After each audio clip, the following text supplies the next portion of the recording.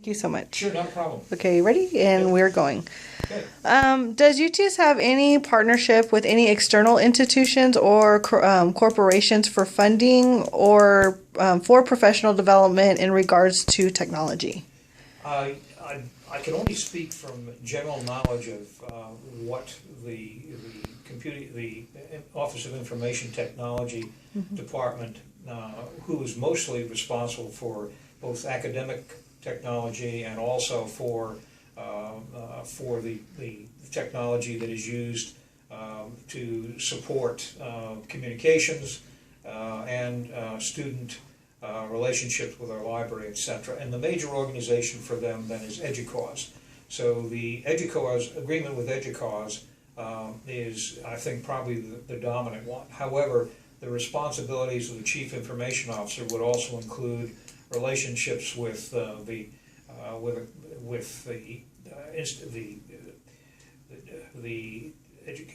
Texas system, the UT system board, since they have a relationship. Each of the university in the University of Texas system have a representative that would report indirectly or directly, probably to a vice chancellor for business affairs.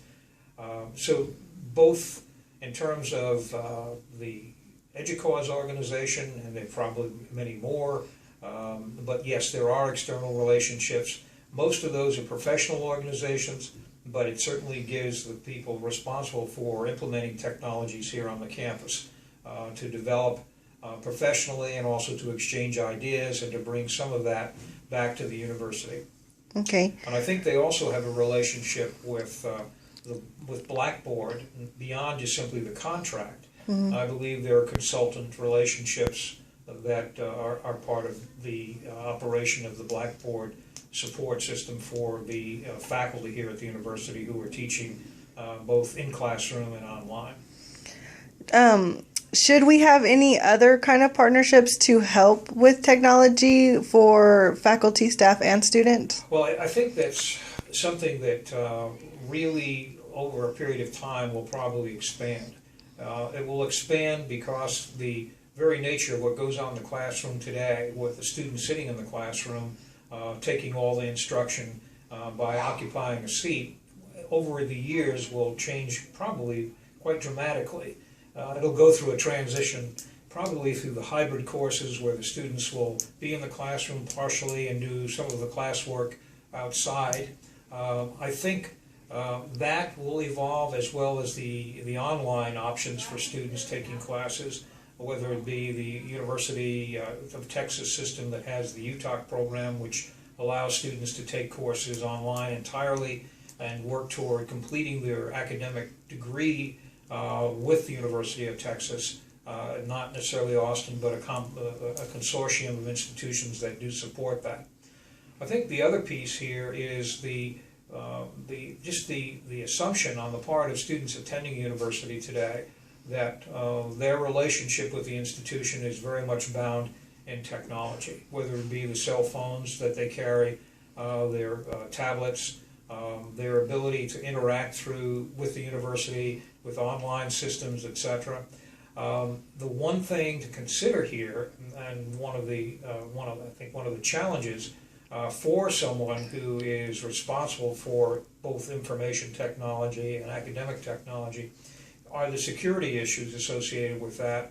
And also, as more and more students bring more and more of these devices with them on campus, the amount of bandwidth that each of those students are absorbing expands almost exponentially. If you think about 28,000 students attending this university, or 6,000 on the downtown campus, that at any one time, many of those students are online either through laptops, direct to with our library system here, or with other students at the university, or downloading research papers and other kinds of information as part of their academic programs here at the university. So bandwidth is another issue that institutions have got to consider. The other elusive one, at least for us currently, that hopefully over a period of time will be resolved, is a universal sign-on password and PIN. To some extent we have that now with the 123 ABC and the passphrase. but getting into other systems around the university do require special pins and passwords.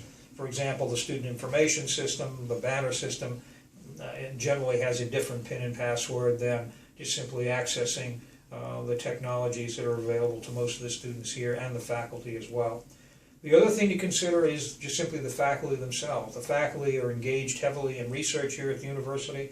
They all maintain their own data. For a large extent, any part of their grants will involve maintaining their own databases, and the people that work with them will be accessing that information.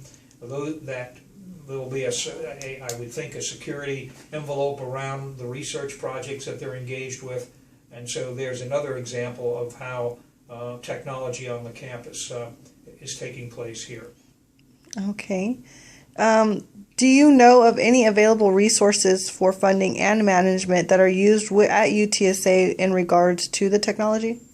I think for the most part, the OIT department, the Office of Information Technology, each year will budget what it believes to be its particular needs. Its needs are not only for the existing systems, but contracts to maintain those systems, which are usually probably have an annual fee associated with them. Mm-hmm. I know even within the registrar's office, along with Banner, which is our student information system, we also have reporting systems that in fact will require contracts. Another big element here is the implementation of the DegreeWorks degree plan for all university students. All students attending the university now will have access to a degree plan online, which obviously is going to create additional transactions that will require computer support, not only programming support, but obviously adjustments that will be made between the student and the academic advisor. I would imagine that at any one point in time that either faculty in their drafting their grant proposals will include a component that will involve technology, whether it be purchasing of computers or expanded databases. Likewise, the university library is constantly engaging in contractual arrangements for electronic publications, whether it be the research publications or whether it be electronic books. In fact, I believe that universities in general, their libraries are now probably creating more resources that are electronic than they would the hard copy books that you see shelved in university libraries.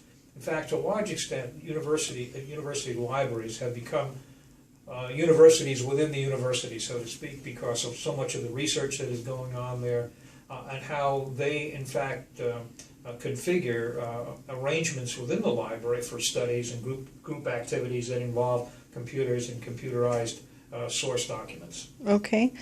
This one's a two-part question. Has there been any impact from the updated technology plan that we have set for us to reach by 2016? And do you feel that we are on track with the plan? If not, what do you think we would need to achieve that goal?